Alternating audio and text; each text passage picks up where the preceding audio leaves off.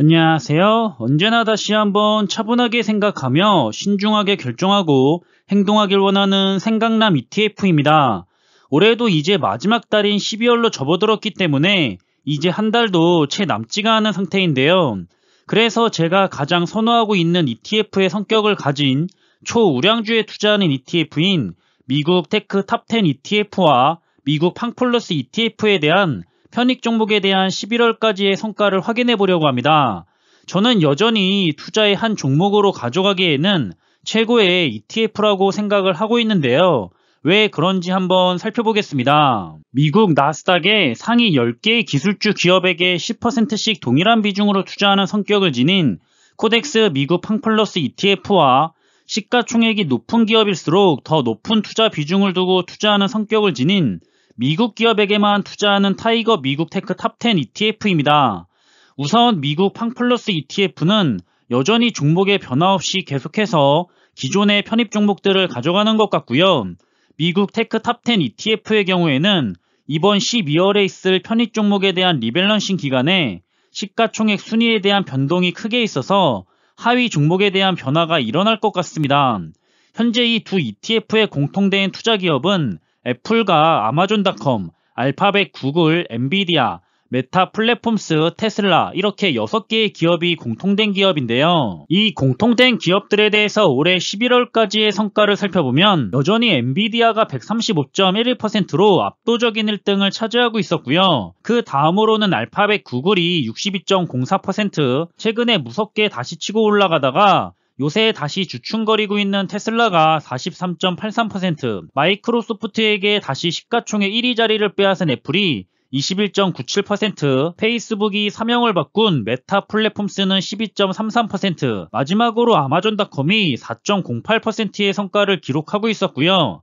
이 공통된 6개의 투자 기업에 대한 올해 11월까지의 평균 수익률은 46.92%로 저번 달에 비해서 3.64%가 상승한 수치고 올해 현재까지는 평균적으로 굉장히 좋은 성과를 보여줬다는 것도 알 수가 있습니다. 그럼 지난달인 11월 한 달 동안의 성과를 살펴보자면 역시나 엔비디아가 29.75%로 계속해서 주가가 걱정이 될 만큼 단기간에 상승을 하고 있는 모습을 볼 수가 있고요. 애플이 8.2%가 상승을 했고 아마존닷컴도 모처럼 5.76%나 상승하면서 이제 올라갈 준비를 하는 건가 하는 기대를 주고 있습니다. 변동성이 매우 큰 테슬라도 4.37%가 상승을 했고 메타 플랫폼스 역시 3.54%가 상승을 했지만 11월 달에는 유일하게 알파벳 구글만 마이너스 1.85%로 마이너스를 기록했는데요. 이 공통된 6개의 투자 기업의 11월 한 달 동안의 평균 수익률은 8.3%로 여전히 좋은 성과를 투자자들에게 돌려주고 있었다는 생각이 됩니다. 그렇다면 코덱스 미국 팡플러스 ETF에서 남은 4개의 기업인 넷플릭스와 트위터, 중국 기업인 알리바바와 바이두의 성과를 살펴보면 우선 넷플릭스가 올해 현재까지 11.36%의 성과를 보여주고 있는데 27% 정도까지 올라갔었다가 최근에 많이 떨어진 모습입니다. 나머지 3개의 기업은 모두 마이너스를 기록하고 있는데 이 3개의 기업 때문에 올해 미국 팡플러스 ETF의 성과가 다소 아쉬워지는 성과를 보이고 있습니다. 트위터가 올해 마이너스 22.31%, 중국 기업인 바이두는 마이너스 36.46%, 알리바바 역시도 마이너스 51.89%를 기록하고 있는데요. 중국 기업들은 반등해서 다시 올라갈까 기대를 많이 했었는데 아쉽게도 더 떨어지고 말았습니다. 따라서 이렇게 코덱스 미국 팡플러스 ETF에서 남은 4개 기업의 올해 현재까지의 평균 수익률은 마이너스 24.8%로 굉장히 좋지 않은 성과를 아쉽게도 볼 수가 있습니다. 계속해서 지난달인 11월 한 달 동안의 성과를 살펴보면 4개의 기업 모두가 마이너스를 기록했는데요. 넷플릭스가 마이너스 2.45%, 바이두는 마이너스 7.66%, 트위터도 마이너스 16.01%, 마지막으로 알리바바 역시 마이너스 21.42%를 기록하면서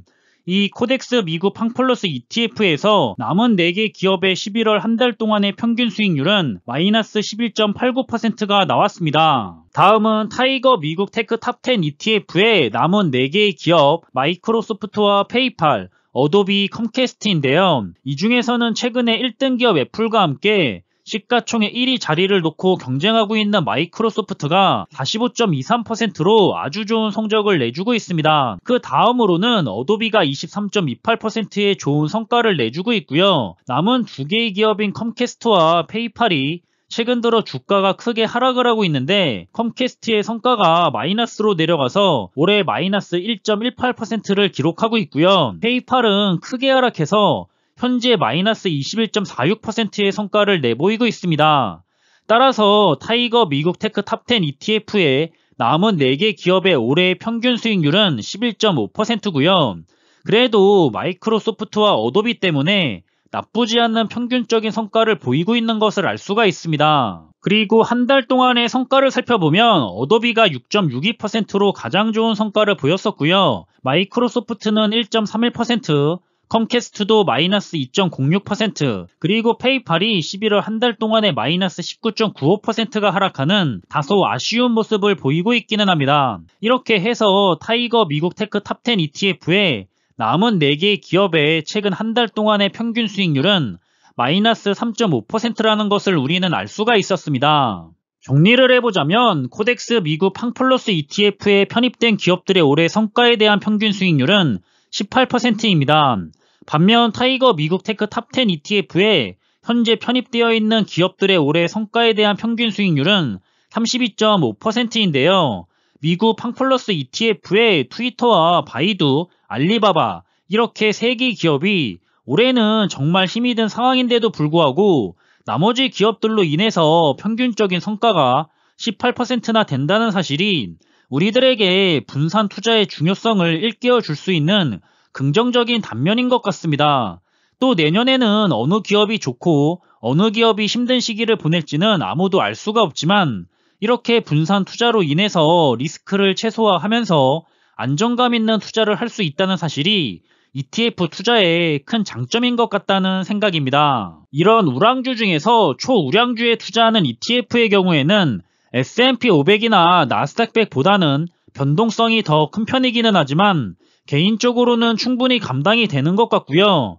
그리고 더 높은 성과까지 기대를 해볼 수 있다는 점이 좋은 것 같습니다. 현재 미국 테크 탑10 ETF에 대한 저의 투자 논리는 앞으로의 세상은 이런 성장하는 기술주 기업들에 의해서 세상이 변해 나갈 거라고 생각하기 때문이고요.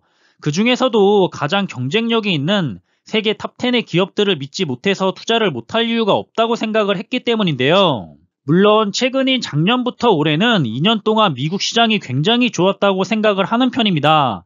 이것을 당연하게 여길 생각은 없고요. 앞으로도 좋을 한 해도 있을 거고 좋지 않은 한 해도 있을 겁니다. 그런 점을 충분히 우리들은 인지를 해야 할 것 같고요. 어렵게 생각할 것 없이 좋은 한 해는 그냥 웃으면서 계속해서 좋은 투자하시면서 즐기시면 되고요. 좋지 않은 한 해에는 무서워할 것이 아니라 더 열심히 수량을 모으는 데 집중을 하면서 다음 상승장을 위한 기분 좋은 투자를 이어나가면 끝입니다. 그렇게 오르고 내리고를 반복하는 주식시장에서 항상 내려가는 폭보다는 올라가는 폭이 조금씩은 더 높다는 점을 우리는 믿고 투자를 하는 거고요. 결국에는 장기적인 시간으로 봤을 때 좋은 종목에게 분산으로 장기 투자를 하면 좋은 연평균 수익률을 얻어갈 수 있다는 역사적인 데이터를 통해서 우상향을 믿고 투자를 한다고 생각을 합니다. 끝으로 오늘 영상에 대한 제가 전달하고 싶은 메시지를 간단하게 정리를 해본다면, 역사적으로 우량주들은 장기 투자했을 때 계속해서 우상향해온 것을 알 수가 있기 때문에 안심하고 투자를 하지만 더 안심하고 투자할 수 있도록 분산으로 투자를 하는 것이 좋다라는 점이 있고요. 그리고 자동으로 분산 투자가 되면서 종목까지 주기적으로 알아서 리밸런싱 되는 ETF를 통한 투자는 더욱 안전하고 마음 편하게 투자할 수 있는 최고의 금융상품이 아닐까 싶습니다. 따라서 우리들이 실제 좋은 개별 종목의 분산으로 투자 중이거나 좋은 ETF 몇 가지 종목을 통해서 투자를 하고 있다면 단기간의 성과를 걱정할 필요가 없이 장기적인 관점으로 투자를 하면서 열심히 수량을 모아나가는데 집중하면 된다는 점을 전해드리고 싶고요. 결국 우리들의 투자에 대한 결과는 지금처럼 최근 2년의 좋은 분위기에서 좋은 성과에 대한 걱정 없는 투자를 하고 있을 때가 아니라 좋지 않은 한 해가 왔을 때 잘 버텨낸 투자자와 버텨내지 못한 투자자로 성패가 갈리게 될 것이고요. 저도 그렇지만 여러분들도 반드시 좋은 종목에 투자를 하시면서 잘 버텨내는 좋은 투자를 이어나가는 투자자들이 되었으면 하는 바람을 가지고 있습니다. 앞으로도 오랜 기간 투자를 이어나가면서 좋은 흐름을 보일 때는 다 같이 기분 좋게 웃으면서 투자를 하고요. 힘든 시기가 찾아오면 그럴 때는 다 같이 기운을 북돋아주면서 힘든 투자자분들을 함께 끌어가면서 힘이 돼주는 그런 관계가 되었으면 좋겠다는 바람이고요. 저 역시도 여러분들에게 작게나마 힘이 되어드릴 수 있도록 항상 노력을 하겠습니다. 그럼 이번에 준비한 내용은 여기서 마무리하겠고요. 남은 하루의 시간 역시 즐겁고 기분 좋은 시간으로 잘 마무리하시길 바라겠습니다. 항상 준비한 내용들이 여러분들과 함께 투자하는 데 있어서 많은 참고가 될 수 있는 그런 좋은 영상이 되기를 바라고 있고요. 심리적으로도 그리고 좋은 정보로도 도움이 되었으면 좋겠습니다. 그럼 영상이 도움이 되셨다면 구독과 좋아요 부탁드리고요. 저는 다음에 더 좋은 정보들로 찾아뵙겠습니다. 감사합니다.